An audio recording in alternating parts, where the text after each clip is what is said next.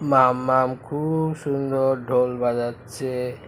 এত সুন্দর ও ঢোল বাজানো শিখে গেছে। ওর এখন মাত্র 1 বছর 4 মাস, কিন্তু ও এত সুন্দর ঢোল বাজাতে বাজায়। খুব সুন্দর হয়েছে। মাম্মাম কি করছে? মাম্মাম এখনো ঢোল বাজাচ্ছে।